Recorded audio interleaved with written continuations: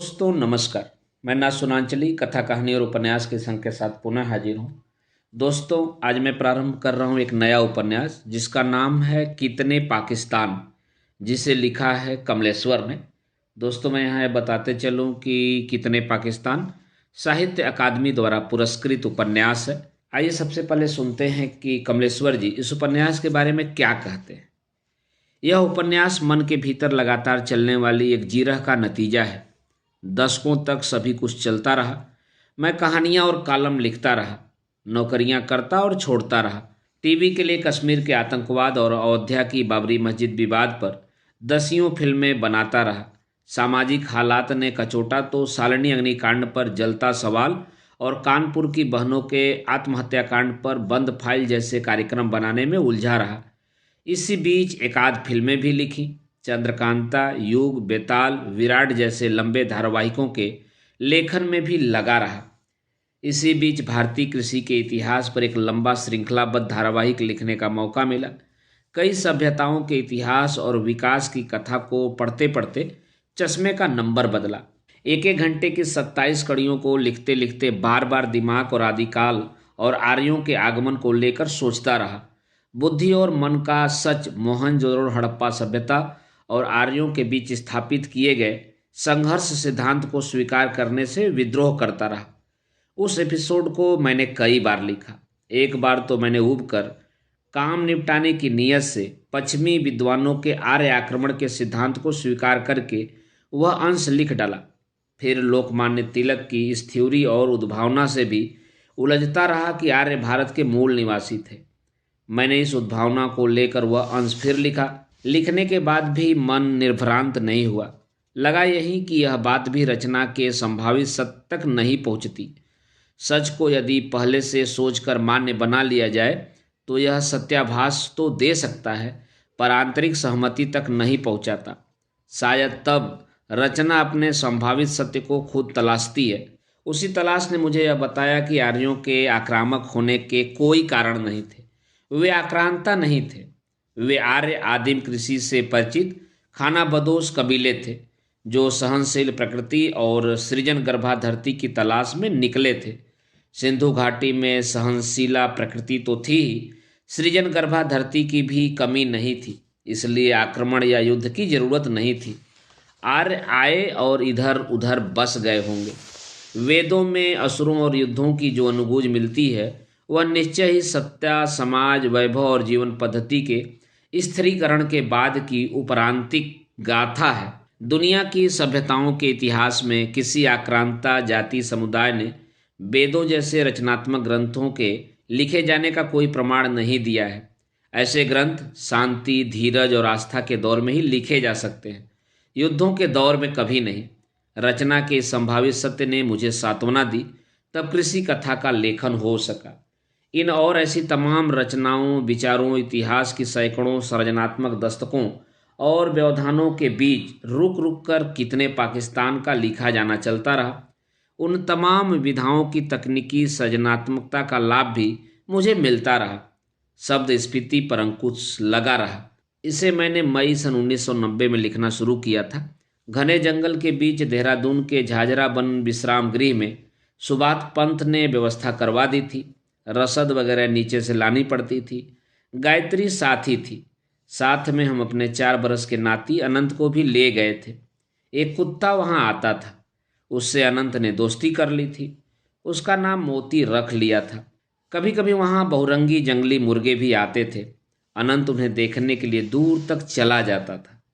जंगल की पगडंडियों से यदा कदा लकड़हारे आदिवासी गुजरते रहते थे। एक दिन अनंत मुर्गों का पीछा करते करते गया तो नज़र से ओझल हो गया। गायत्री बहुत ज़्यादा चिंतित हो गई। तलाशा, आवाज़ें लगाई, घबरा के इधर उधर दौड़े भागे, पर अनंत का कहीं कोई पता नहीं चला। तभी एक गुजरते बूढ़े ने बताया कि उसने जंगल में कुछ दूर पर एक छोटे बच्चे को लकड़हारे के साथ देखा था। यह सुनकर गायत्री तो अशुभ आशंका और भय से लगभग मूर्छित ही हो गई।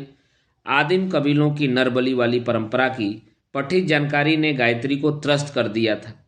आशंकाओं से ग्रस्त तो मैं भी था। मैं गायत्री को संभाल कर पानी पिलाकर उसे नौकर के हवाले करके फौरन निकला। बूढ़े ने जिधर बताया था उधर वाली पगडंडी पर उतरकर तेजी से चला तो कुछ दूर पर देखा एक लकड़हारे के कंधे पर पैर सामने लटकाए, उसकी पगड़ी पर बाहें बांधे किलकारी मारता अनंत बैठा था। लकड़हारे के बाएं हाथ में कुल्हाड़ी थी और वह उसे लिए हुए सामने से चला आ रहा था। जान में जान आई। पता चला वह अनंत को हिरन और भालू दिखाने ले गया था। इस घटना ने मुझे आदिम कबीले वालों को जानने, पहचानने और उनके बारे में पठित तथ्यों से अलग अनुभवजन्य एक और ही सोच दी थी। 7-8 बरस बाद अनुभव के इसी अंश ने मेरा साथ तब दिया जब मैं उपन्यास में माया सभ्यता के प्रकरण से गुजर रहा था। बहरहाल मेरी 2 मजबूरियां भी इस लेखन से जुड़ी हैं। एक तो यह कि कोई नायक या महानायक सामने नहीं था, इसलिए मुझे समय को ही नायक या महानायक या खलनायक बनाना पड़ा। और दूसरी मजबूरी यह कि इसके लिखते समय लगातार यह एहसास बना रहा कि जैसे यह मेरी पहली रचना हो। लगभग उसी अनकही बेचैनी और अपनी असमर्थता के बोध से मैं गुजरता रहा। आखिर इस उपन्यास को कहीं तो रुकना था, रुक गया, पर मन की जिरह अभी भी जारी है। दोस्तों, यह था कमलेश्वर जी का लिखा हुआ कि इन्होंने इस उपन्यास को कैसे लिखा और यह उपन्यास क्या है। दोस्तों, अब लीजिए सुनिए उपन्यास कितने पाकिस्तान के पहले भाग का वाचन मेरे अर्थात नाथ सोनांचली के स्वर में। एक भूली हुई दास्तान उसे याद आती है। वह तो एक बंजर जमीन से आया था, खामोश आकर्षणों की दुनिया से, जहां कहा कुछ भी नहीं जाता।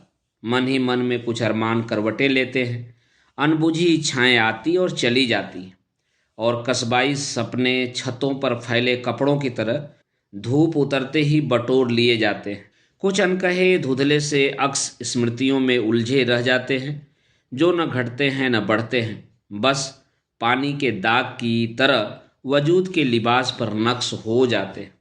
उसका पूरा कस्बा, उसके कस्बे का अपना मोहल्ला, मोहल्ले की कई खिड़कियां भी उसे मौन हसरत से देखती दिखाई दी थी। कभी कभी बरसात के दिनों में लौटते हुए पाँवों के निशान दिखाई पड़ जाते थे। ज़्यादा बारिश हुई तो निशान पहले तो भरी आँख की तरह डबडबाते थे, फिर देखते देखते मिट जाते थे। वापस गए पैर फिर नज़र नहीं आते थे। कुछ आंखें थीं जो कहना तो बहुत कुछ चाहती थीं, पर उन्होंने कभी कुछ कहा नहीं था। कहीं कोई काजल लगी आँख उलझी थी, किसी खिड़की में हल्की सी कोई परछाई, किसी में इशारा करती कोई उंगली, कहीं शर्मा के लौटते हुए अधूरे अरमान और कहीं किसी मजबूरी की कोई दास्तान। अजीब दिन थे।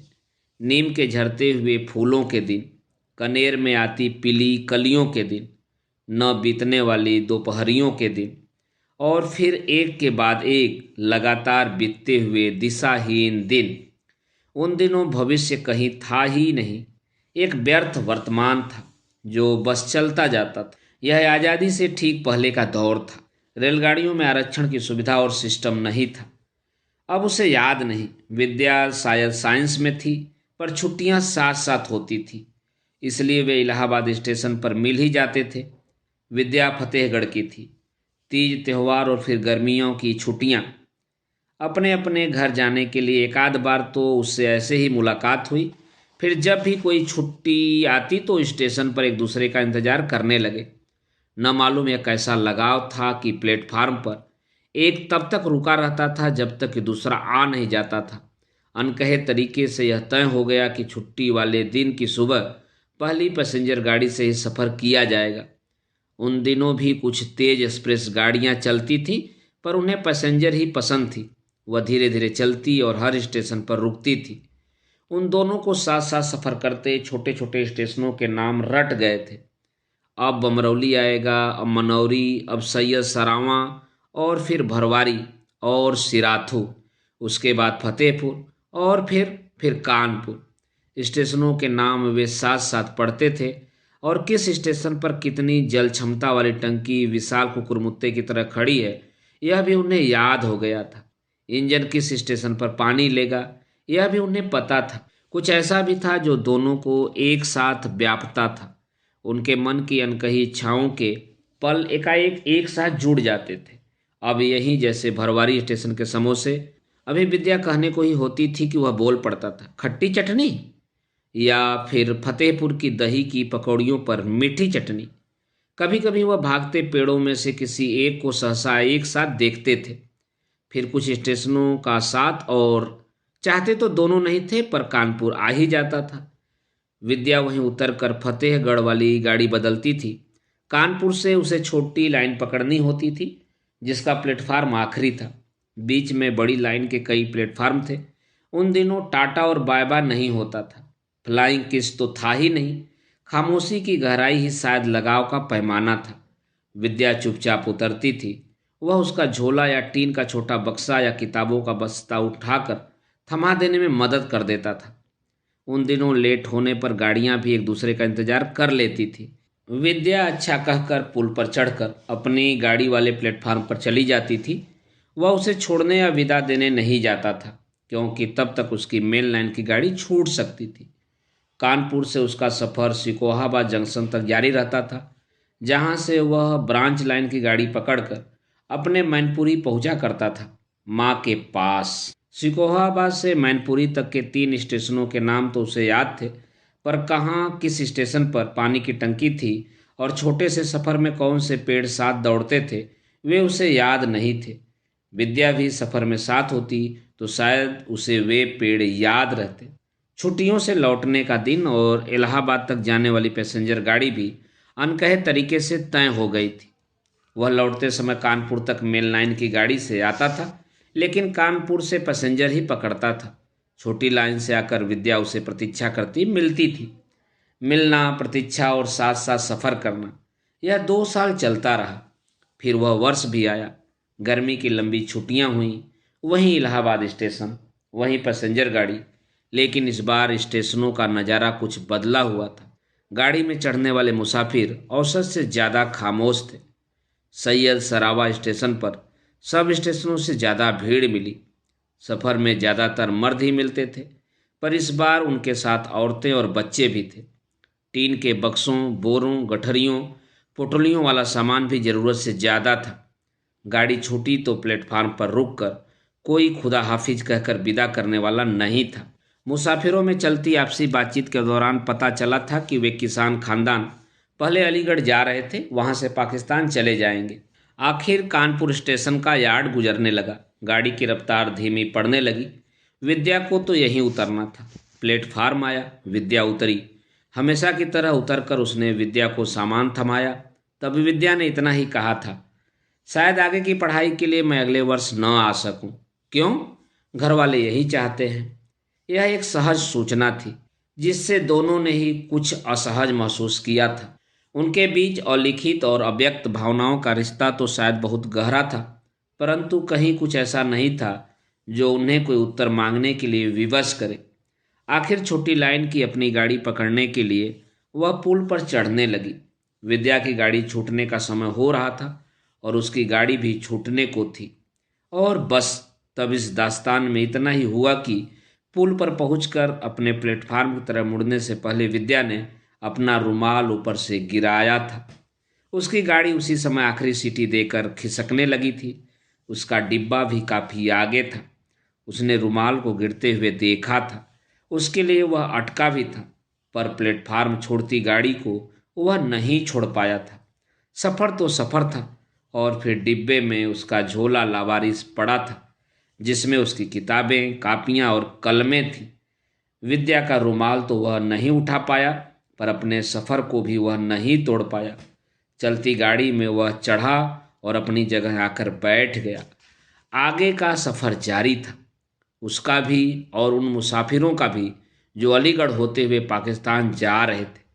विद्या का भी, जो गाड़ी बदल कर फतेहगढ़ की ओर चली जा रही होगी।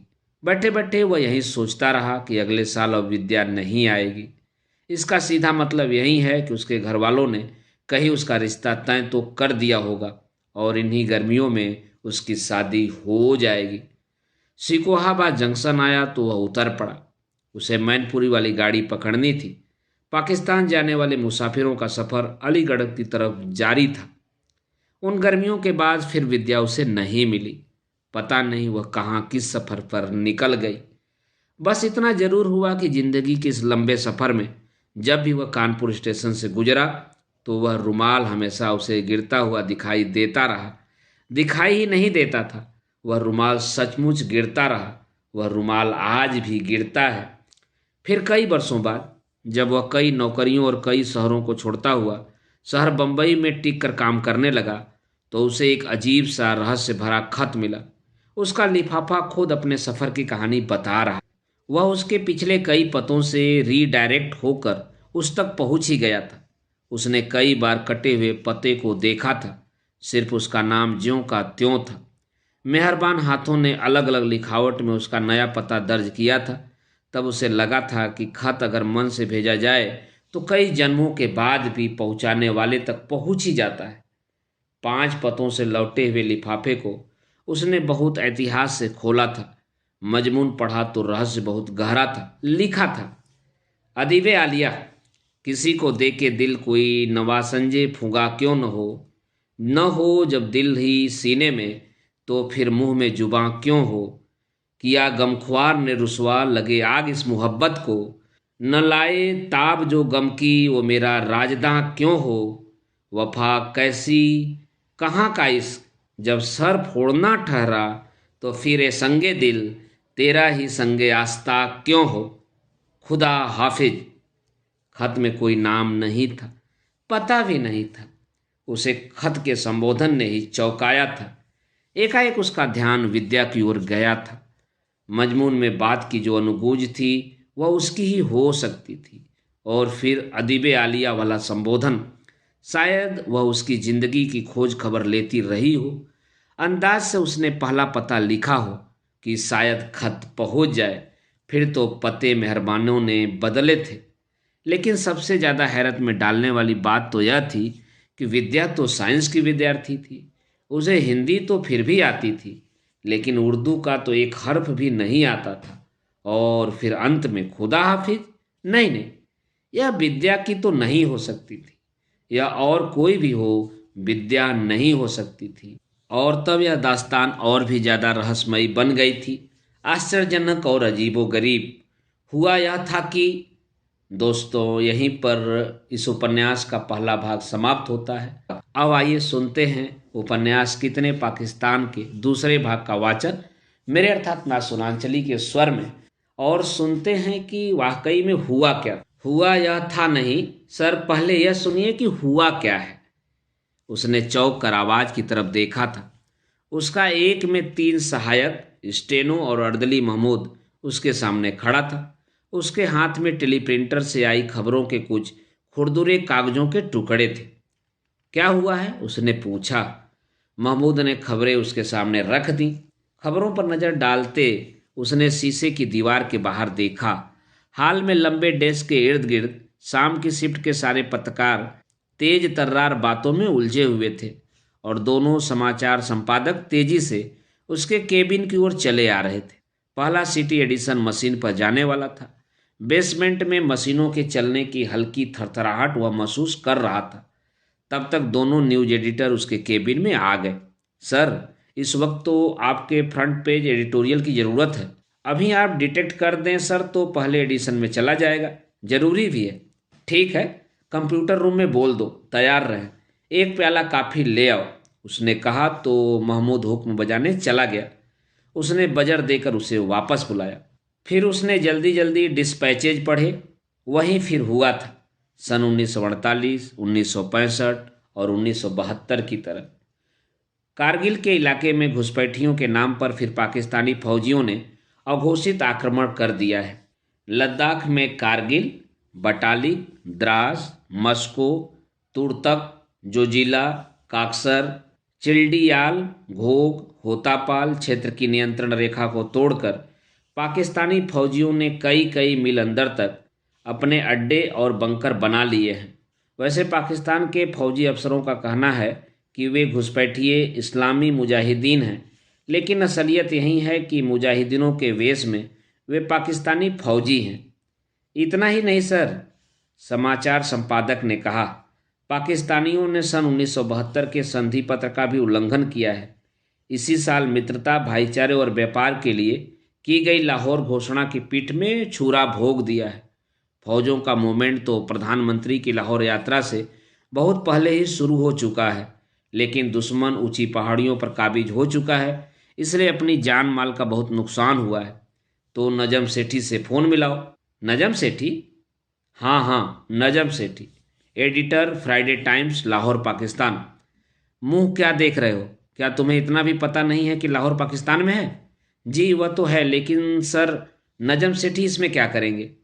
वो पाकिस्तान के प्रधानमंत्री नवाज शरीफ से पूछेंगे कि यह क्या हो रहा है और क्यों हो रहा है। सर, पाकिस्तानी प्रधानमंत्री और उनके विदेश मंत्री ने कहा है कि हमारी फौज का घुसपैठियों से कोई लेना देना नहीं है, यह समस्या भारत की है। अगर यह मान भी लिया जाए तो भी वे आए तो पाकिस्तान की धरती से हैं। यही तो सर, अगर पाकिस्तान लाहौर घोषणा पत्र में दी गई दोस्ती की शर्त से सहमत है, तब तो उसका फर्ज बनता है कि वह घुसपैठियों को अपने इलाके में से गुजरकर भारत की सीमाओं में पहुंचने से रोके। सर, अगर यह हमला युद्ध में बदल गया तब तो बड़ा नुकसान होगा। दोनों मुल्कों में नुकसान सिर्फ आवाम का होगा। इसीलिए तो मैं फ़ौरन नजम सेठी साहब से बात करना चाहता हूँ, क्योंकि पाकिस्तान में उन जैसे दानिशमंद और अवाम परस्त पत्रकारों की आवाज़ें ही इस खून खराबे को रोकने का माहौल बना सकती हैं। तब तक दूसरा न्यूज एडिटर कारगिल में मारे गए सैनिकों की लिस्ट ले आया। सर, यह है हमारे अब तक के शहीद सिपाहियों और वायु सैनिकों की लिस्ट, जिन्होंने आज की तारीख तक अपनी कुर्बानी दी है। नागालैंड के सिपाही से लेकर कोटा राजस्थान, बिहार, कर्नाटक, कन्याकुमारी, महाराष्ट्र, उत्तर प्रदेश, आंध्र, पंजाब, हरियाणा के जाबाज सैनिकों और हवाबाज शहीदों के नाम इसमें दर्ज हैं।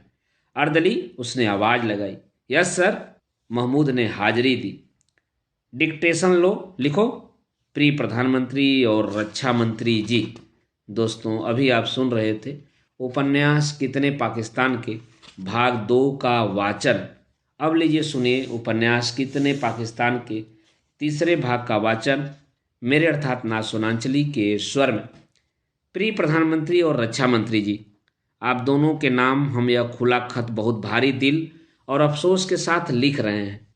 हमने पिछले सप्ताह अपने पाठकों को कारगिल की भयानक युद्ध स्थिति की वह खबरें और जानकारी दी थी जिससे आप दोनों बेखबर बने हुए थे। हमने कहा था कि यह रवैया आत्मघाती है और देश के नागरिकों को सूचना दी थी कि कांग्रेस देसी विदेशी के मसले में फंसी हुई है। भाजपा और उसकी मित्र पार्टियां अपने निजी कार्यक्रमों में व्यस्त हैं। काम चलाऊ प्रधानमंत्री अटल बिहारी वाजपेयी जगदीप गुलजार के कैसेट मरासिम का लोकार्पण कर रहे हैं।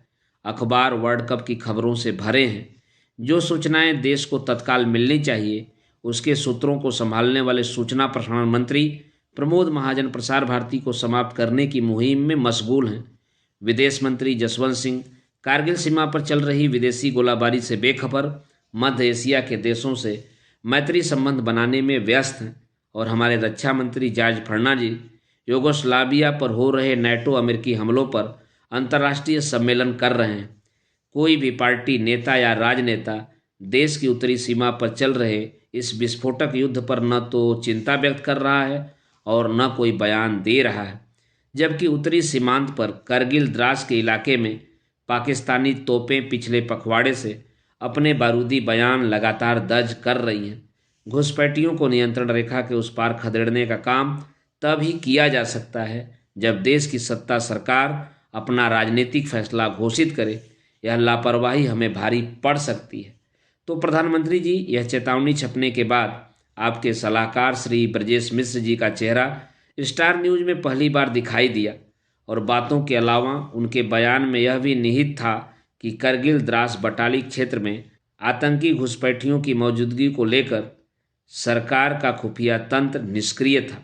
इतना ही नहीं, मिश्र जी ने सेना के सूचना तंत्र को भी इशारतन दोषी ठहरा दिया और उसके बाद फिर देश को विश्वास में लेने के लिए ऑफेंसिव ऑपरेशंस के निदेशक एयर कमोडोर सुभाष भोजवानी और आर्मी ऑपरेशंस के उप महानिदेशक ब्रिगेडियर मोहन भंडारी को दिल्ली में आयोजित संवाददाता सम्मेलन में सामने लाया गया और उनसे यह खबर दिलवाई गई कि आज सुबह पाकिस्तान समर्थित घुसपैठियों को भारतीय इलाकों से खदेड़ने के लिए करगिल क्षेत्र में हवाई हमला किया गया है।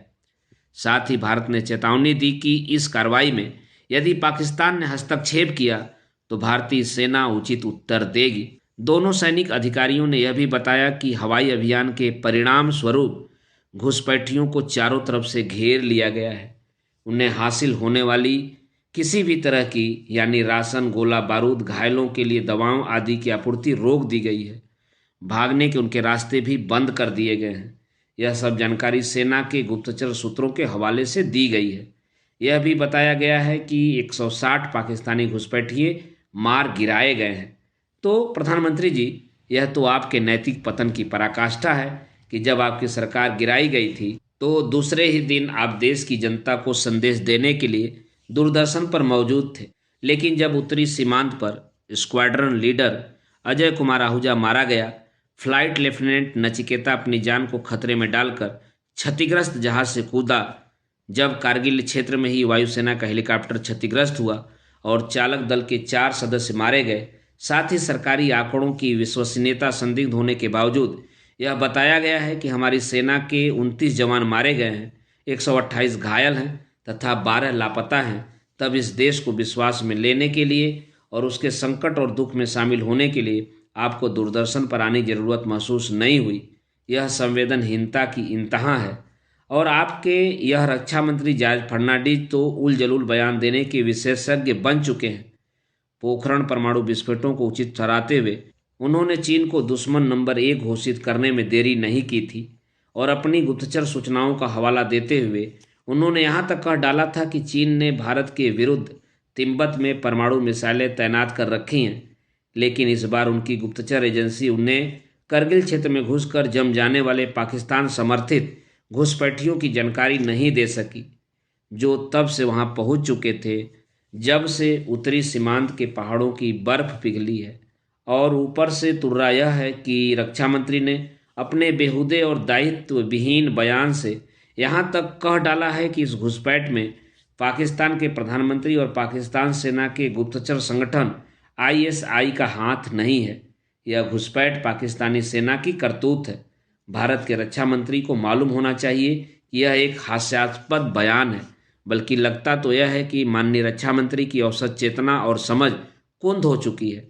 अगर सचमुच ऐसा है कि पाकिस्तान में कार्यपालिका, उसकी अन्य एजेंसियों और सेना के बीच आपसी तालमेल नहीं है, यदि वे अपने फैसले लेने के लिए एक दूसरे से स्वतंत्र हैं, तब तो यह और भी खतरनाक स्थिति है। आज जबकि दोनों देश परमाणु शक्ति से संपन्न हैं, तो क्या हमारे बीमार दिमाग रक्षा मंत्री हमें यह संकेत दे रहे हैं कि आज यदि भारत पाक युद्ध हो जाता है, जिसके खिलाफ दोनों देशों की जनता है, तो उसका फैसला पाकिस्तान की सरकार के हाथों में नहीं बल्कि पाकिस्तान फौज के हाथों में होगा। इसी तर्क से यह संकेत भी मिलता है कि परमाणु विकल्प के मामले में भी फैसला पाकिस्तानी फौज के तानाशाहों के हाथों में होगा।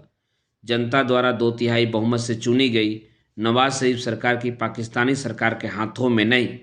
इतने उल जलूल, तर्क रहित, दायित्व विहीन बयान और विश्लेषण यदि देश का रक्षा मंत्री दे सकता है, तो दोनों देशों की अमन पसंद जनता को उसका भगवान या अल्लाह ही बचा सकता है। रक्षा मंत्री के इस बयान से पाकिस्तान के अमन पसंद लोकतंत्रवादी तत्वों की बेचारगी उद्घाटित होती है और भारत के लोकतंत्रवादी तत्वों को यह बयान दिग्भ्रमित करता है। दोनों तरह से दोनों देश के लोकतंत्रवादियों का अहित करता है। शैतानी चतुराई से भरा यह बयान संभव सत्याभास पैदा करके पाकिस्तानी सेना को नक्कू बनाता है और बिना कहे यह कहता है कि इसका सामना और मुकाबला सैन्य शक्ति के द्वारा ही किया जा सकता है, क्योंकि पाकिस्तान की मौजूदा सरकार का कोई अंकुश अपनी सेना पर नहीं है। सत्य का आभास देते ऐसे मासूम बयान बातचीत के रास्तों को अघोषित तरीके से व्यर्थ घोषित करते हुए कट्टरपंथी मुठभेड़वादियों के हाथ का शिकार बन जाते हैं। जाहिर है कि ऐसा बयान कोई पागल रक्षा मंत्री ही दे सकता है, और यदि वह पागल नहीं है तो निश्चय ही महाधूर्त है। अब आप इतना तो कीजिए कि सेना का साथ दीजिए और सेना के जो पराक्रमी जवान और वायुसेना के जाबाज पायलट अपनी जान दांव पर लगाकर देश की रक्षा के लिए कटिबद्ध हैं, उन्हें आपकी लापरवाही की कीमत अपनी कुर्बानियों से न चुकानी पड़े। आप लोगों के पैर में आई मोच तक का इलाज देश के खर्चे पर विदेशों में होता है। जो 128 सैनिक घायल हुए हैं, उन्हें विदेश भेजना तो संभव नहीं होगा, पर देश में ही अच्छे से अच्छे अस्पतालों में उनके उपचार की व्यवस्था कीजिए। भटिंडा में शहीद स्क्वाड्रन लीडर अजय आहूजा की अंत्येष्टि हो गई। वहाँ तो आप और आपके रक्षा मंत्री संवेदना प्रकट करने पहुँच नहीं पाए, क्योंकि आप दोनों ही बहुत व्यस्त हैं। और रक्षा मंत्री तो इस अंदाज में कारगिल का दौरा करने चले गए हैं जैसे कि वे सैन्य संचालन के विशेषज्ञ हैं। उन्हें वापस बुलाइए और आप दोनों कोटा राजस्थान जाकर शहीद अजय आहूजा के शोक संतप्त परिवार को सांत्वना दीजिए। वैसे किसी संदिग्ध या अपराधी चरित्र के नेता राजनेता के यहाँ कोई मौत हो जाती है तो वहाँ संवेदना प्रकट करने के लिए आपकी बिरादरी के लोग पहुँच ही जाते हैं। यहाँ तो एक जाबाज सिपाही देश के लिए शहीद हुआ है। फ्लाइट लेफ्टिनेंट नचिकेता की बहनें, माता पिता और घर वाले पिछली तमाम रातों से सो नहीं पाए हैं। नचिकेता को पाकिस्तान से वापस लाकर उसे उसके घर वालों के हवाले कीजिए और अपनी राजनीतिक लापरवाही की इस बड़ी गलती के लिए उसके परिवार से माफ़ी मांगिए। 12 लापता जवानों का पता लगाइए और आज सुबह तक जो 29 जवान शहीद हुए हैं उनके लिए इस देश से क्षमा याचना कीजिए। उम्मीद है कि आप अभी पूरी तरह संवेदना शून्य नहीं हुए हैं।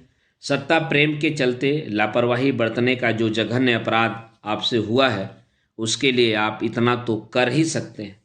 देश के शोकग्रस्त समय में शामिल एक अदीब और पत्रकार। दोस्तों, अभी आप सुन रहे थे उपन्यास कितने पाकिस्तान के भाग 3 का वाचन। दोस्तों, इस वाचन क्रम में मैं भाग 1, भाग 2 और भाग 3 का वाचन किया हूँ। इस उपन्यास के आगे के भागों का वाचन आप मेरे वाचन के अगले क्रम में सुन सकते हैं। तो जुड़े रहिए कथा कहानी उपन्यास के साथ।